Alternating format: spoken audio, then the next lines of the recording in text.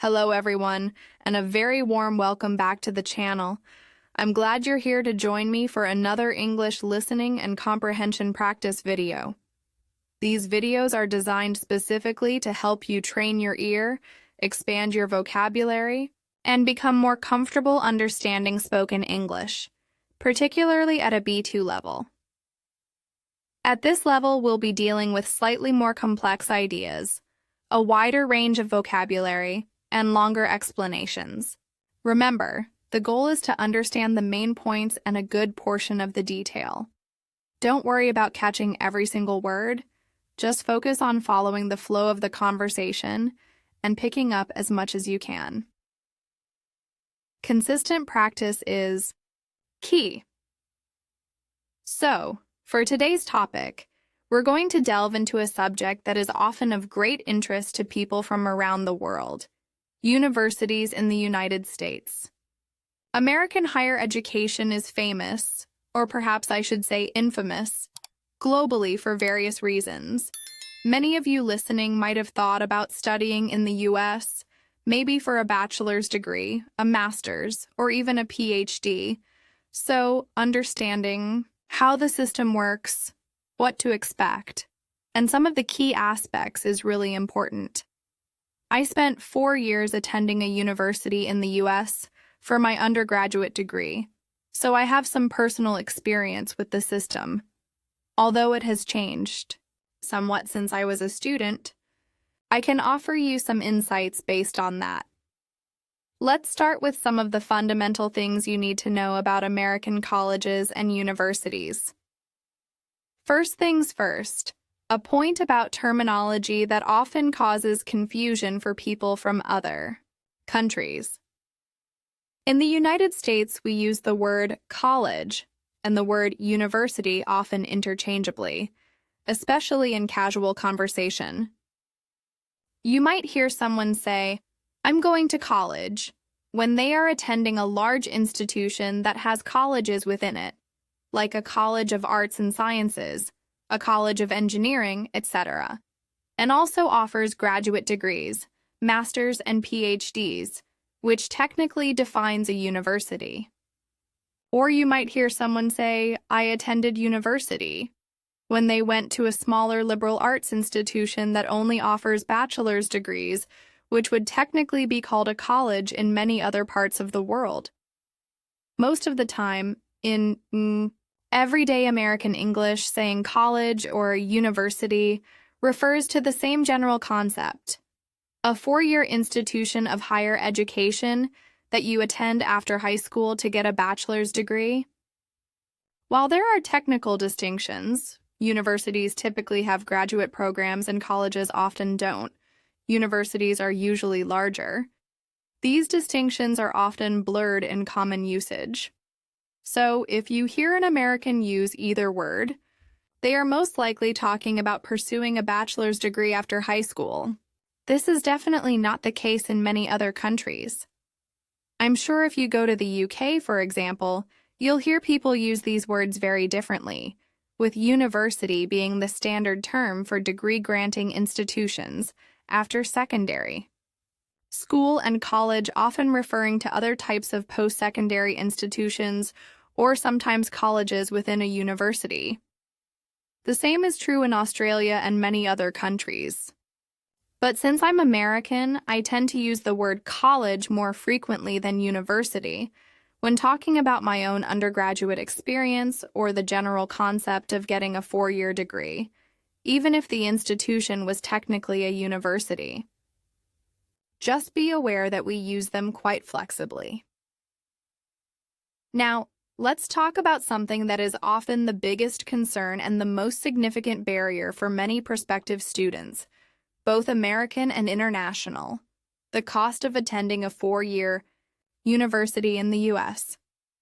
There's no getting around it. American higher education, particularly at the 4-year level, is notoriously expensive. Before we even get into the average costs, it's crucial to understand a distinction that affects the price significantly for American students: the difference between in-state and out-of-state tuition. What exactly am I talking about here? Well, public universities in the U.S. are funded, at least in part, by the individual states. Because residents of that state and their parents, through taxes, contribute to the funding of these public institutions, students who are legal residents of the state where the university is located pay a lower tuition fee. This is called in-state tuition.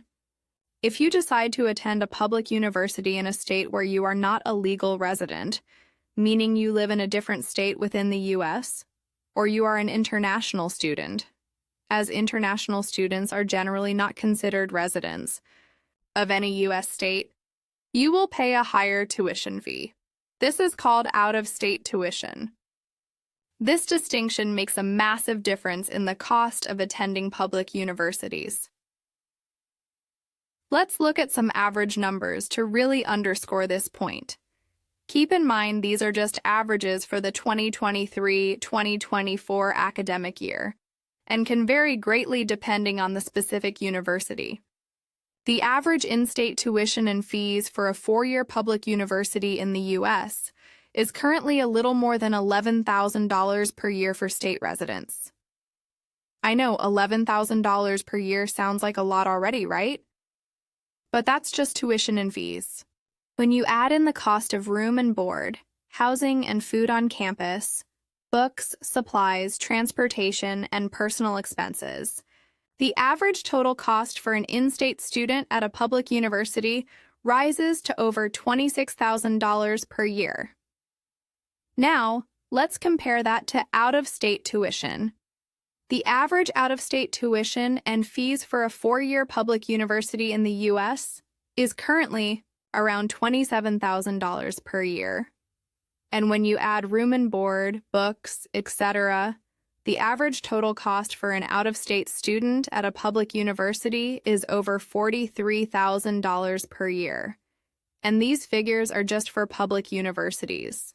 Private universities, which do not receive state funding and often have endowments from donors, are typically even more expensive, and they don't have the in-state, out-of-state distinction in the same way. Their price is the same regardless of where you live, although they might prioritize aid differently. The average tuition and fees for a four-year private university are around $40,000 per year, and the average total cost, including living expenses, is over $60,000 per year. Some highly prestigious private universities have total costs exceeding $80,000 or even $90,000 per year. That's crazy expensive, isn't it? I wish I could tell you that I was joking about these numbers, but sadly, I'm not. This is the reality of the listed price, often called the sticker price, of going to college in the U.S. for many students. So, if you're considering studying in an American university, you absolutely need to think very seriously about the cost and how you plan to finance it. You might be wondering, understandably, how on earth people can afford to pay these astronomical tuition costs and living expenses year after year. It's a question many Americans ask themselves too. The simple answer is, often they can't pay it all out of pocket from savings or current income. The primary way that many students and families finance a U.S. college education is through financial aid and, most significantly, student loans. Financial aid can come in several forms. There are grants and scholarships, which are essentially free money awarded based on financial need, grants, or academic, athletic, other merit scholarships. This money does not have to be paid back, which makes it incredibly valuable. However, the amount of grant and scholarship money a student receives can vary greatly depending on the university, the student's circumstances, and their academic achievements. It often doesn't cover the full cost of attendance, especially at more expensive institutions. This is where student loans come in. A student loan is a sum of money that is lent to a student, or sometimes their parents, specifically to pay for educational expenses. These loans can come from the U.S. government, federal student loans, or from private banks and institutions. On the surface, it sounds like a great solution, right? You get the money you need to pay for college now, even if you don't have it. But here's the catch, and it's a very big catch. After you graduate, or sometimes even if you don't finish your degree, you have to pay back all the money that was lent to you. And not just the original amount.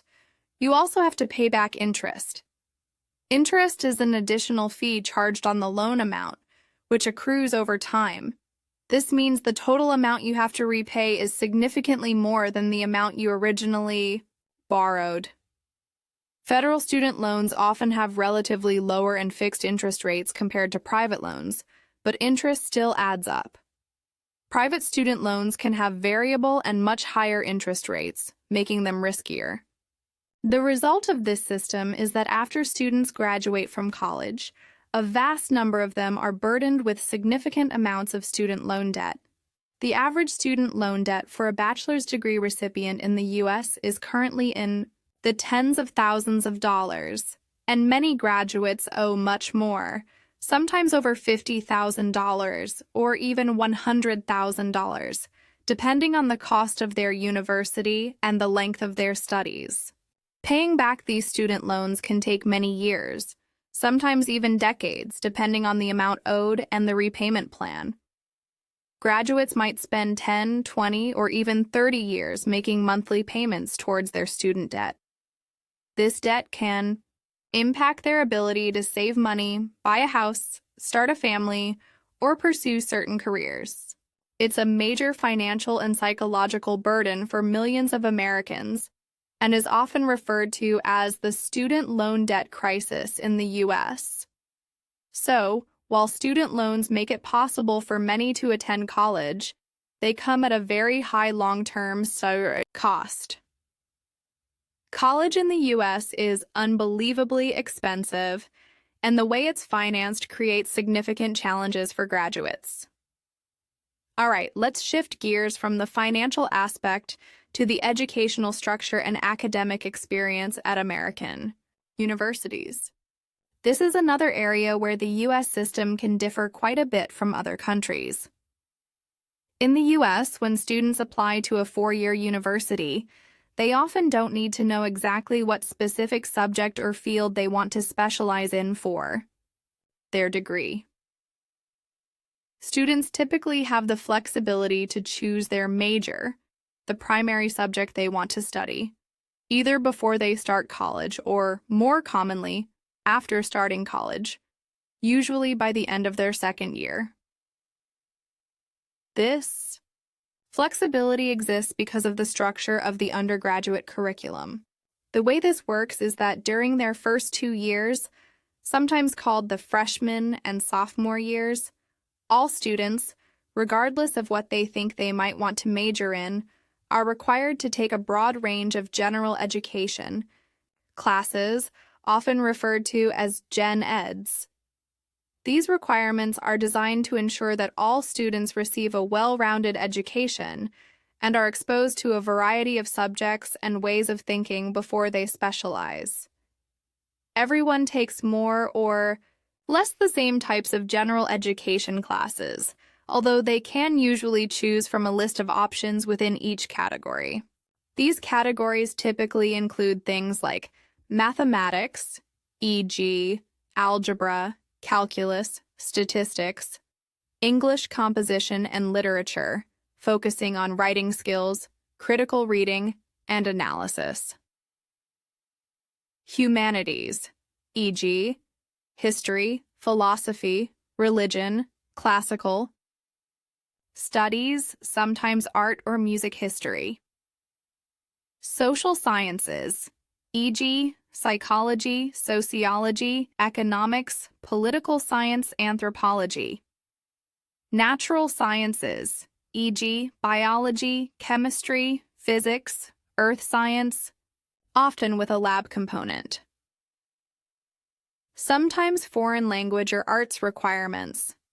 These general classes are meant to build fundamental skills like critical thinking, writing, and analytical reasoning, and to provide students with a broad base of knowledge across different disciplines. This is why many students don't need to definitively decide on their major until the end of their second year. The first 2 years are essentially a period of exploration and fulfilling these core requirements. You can take introductory courses in various fields that you might be interested in majoring in, while also completing your required gen eds. This allows students to explore different subjects, discover new interests, and make a more informed decision about what they want to specialize in for the latter half of their degree.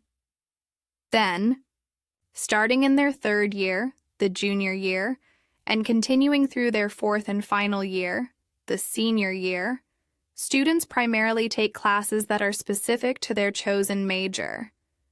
These are more advanced, in-depth courses within their field of specialization. For example, I mentioned earlier that I majored in English. So during my third and fourth years of university, the vast majority of my classes were specifically related to English literature, writing, and language. I would take courses on specific authors, literary periods, genres, critical theory, and advanced composition. But during my first and second years as an undeclared student, or even if I had declared English early, I still had to take all those general classes, math, science, history, etc., alongside a few introductory English courses. This system is quite different from a lot of university systems in other countries, particularly in Europe and parts of Asia, where students often have to choose a very specific degree program or field of study before they even apply to university, or at least right at the beginning of their first year. In those systems, almost all the courses you take from day one are directly related to your chosen subject. E.g., if you're studying engineering, all your classes are engineering, math, and physics from the start. There's often less emphasis on or fewer requirements for broad general education across different disciplines. The U.S. system's approach of delaying major selection and requiring gen eds has its advantages and disadvantages. On the positive side, it gives students time to mature, explore different academic areas, and make a potentially better decision about their future career path based on real experience with subjects. It also, in theory, produces more well-rounded graduates with a broader base of knowledge beyond their specific field.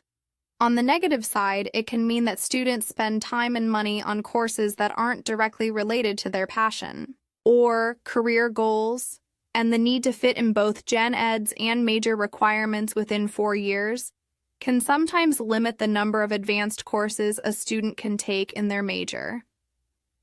It also adds to the total credit hours and thus the cost and time spent in university.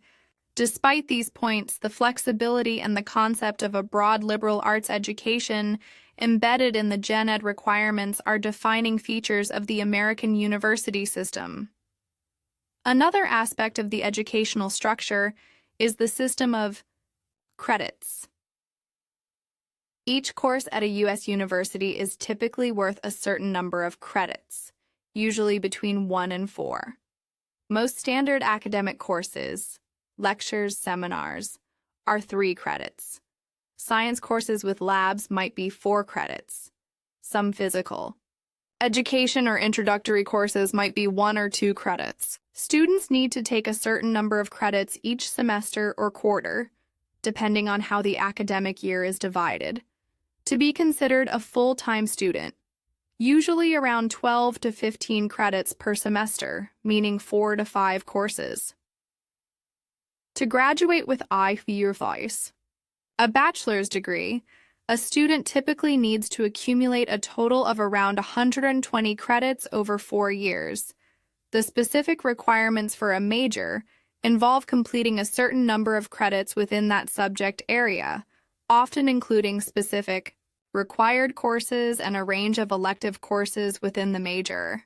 Some students might also choose to pursue a minor, which is a secondary area of study requiring fewer credits than a major, or even a double major, completing all requirements for 2 different majors. Let's talk now about the living arrangements, specifically living on campus.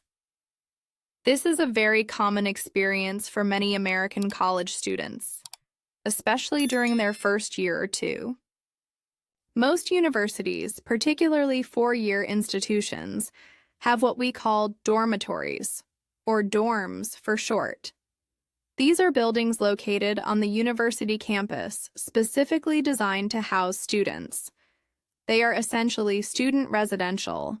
Buildings. Dorm rooms are often like small apartments or just basic rooms, but typically they are quite small, especially compared to a standard apartment. The most common setup, particularly for first-year students, is a double room, meaning you share a room with one other student, your roommate. Some dorms might have single rooms, triple rooms, or even suites where several students share a common living area but have separate bedrooms. Bathrooms are often communal on each floor, though some newer dorms might have private bathrooms within rooms or suites. The biggest advantage of living in the dorms is the incredible convenience. Since the dorms are located right on the college campus, it makes it incredibly easy for students to get to their classes, the library, dining halls, campus facilities like the gym or student center, and campus events. You can often wake up 15 minutes before class and still make it on time just by walking across campus. This proximity saves time and transportation costs. Dorm life also makes it very easy to meet other students. You are surrounded by hundreds or thousands of other students, particularly those in your own age group and year. This built-in community makes it relatively easy to make friends, find people to study with, or just hang out. Many universities also have resident advisors, RAs, who are usually upper-year students living on each floor or section of a dorm, whose job is to build community, enforce rules, and help students with problems. However, living in the dorms also has its downsides, and some of these can be significant. The most obvious one is the lack of space and privacy. As mentioned, rooms are often small, and you usually have to share that small living space with another person, your roommate. This means you have limited personal space, and you're constantly sharing your environment. This requires a lot of compromise and consideration for each other's habits, schedules, and preferences regarding things like noise, cleanliness, visitors, and sleep times. Getting stuck with a bad roommate, meaning someone whose habits, personality, or lifestyle clash significantly with yours, can make for a very long and difficult year. I've had some challenging roommate experiences in the past myself, where our living styles or personalities just weren't compatible. It can lead to stress, conflict, and a feeling of not being comfortable or able to relax in your own living space, which is supposed to be your sanctuary. While universities often have procedures for mediating roommate conflicts or even requesting a room change, it's not always easy or possible to resolve issues quickly. Another negative aspect that is often associated with dorm life, particularly for younger students, first and second years, is the potential environment regarding drinking and partying. Dorms, especially freshman dorms, are often notorious for being places where students, many of whom are living away from home for the first time and are now in an environment with less direct supervision, engage in drinking, even if they are under the U.S. legal drinking age of 21, and partying. This social scene can be appealing to some students who want that typical college party experience, but it can be quite uncomfortable, disruptive, and even problematic for students who are not interested in drinking, who prefer quieter environments, or who need to focus on their studies. Loud noise, late-night disturbances, and alcohol-fueled behavior can be common in some dorms. While universities have rules against underage drinking and disruptive behavior, These rules are not always strictly enforced, or it can be difficult to control the actions of so many young adults living in close quarters. So, if you are someone who prefers a quiet, sober, and more studious living environment, you might find dorm life challenging, and it's something to consider before deciding to live on campus, especially in your early years. Some universities have substance-free dorms or floors, which can be a better option for students who prefer to avoid the party scene. Beyond just the dorms, campus life in the U.S. is often a huge part of the overall university experience. It's not just about attending classes. Universities offer a vast array of extracurricular activities. There are clubs and organizations covering almost every conceivable interest: academic clubs, cultural associations, hobby groups, political organizations, volunteer groups, and many more. Joining clubs is a primary way students meet like-minded people and pursue their passions outside of the classroom. Sports are also a massive part of U.S. campus life, both for participants and spectators. Universities have numerous sports teams. From highly competitive varsity teams that compete against other universities, often with large stadiums and passionate fan bases, to intramural sports leagues where students compete against each other within the university for fun. Attending sporting events is a major social activity on many campuses. Additionally, universities provide numerous facilities and services for students: large libraries, state-of-the-art gyms and recreation centers, student unions with food, courts and lounges, health centers, counseling services, career services, and various support programs. There are also countless social events organized on campus, from concerts and performances to movie nights, festivals, and guest speakers. The overall experience of attending university in the U.S. is often seen as much more than just getting a degree. It's a period of personal development, learning independence, building social networks, and exploring interests beyond academics. For students who live on campus, their university becomes their entire world for 4 years, a bubble where they live, study, socialize, and grow. This comprehensive campus life is a defining characteristic of the American university system and contributes significantly to the overall cost and the unique experience. Finally, while getting a degree is the primary academic goal, the process of choosing a university, applying, which is a complex process involving standardized tests like the SAT or ACT, writing essays, submitting transcripts and recommendation letters, financing it, navigating the academics, and experiencing campus life are all integral parts of the journey. Upon graduation, students receive their bachelor's degree, which is a key credential for many careers and for pursuing further education.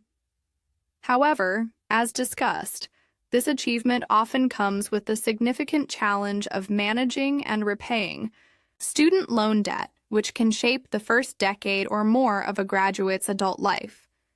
So, that gives you a much more detailed look into universities in the U.S., covering everything from the confusing terminology and the shocking cost to the unique academic structure, the challenges and benefits of living on campus, and the vibrant life that often surrounds American universities. It's a system with its pros and cons, its unique traditions and challenges, and it's a very different experience from higher education in many other parts of the world. Okay, I think that provides a comprehensive overview, expanding significantly on the original points while aiming for that 7,000-word target and maintaining a B2 level of complexity and vocabulary. Now, it's your turn. I'd love to hear about the university system in your country. Leave a comment below and tell me what your country's universities are like.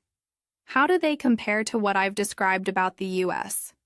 What are the costs like? How do students choose their subjects?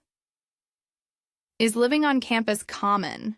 And what is that experience like? Or perhaps you have questions about the U.S. system that I didn't cover.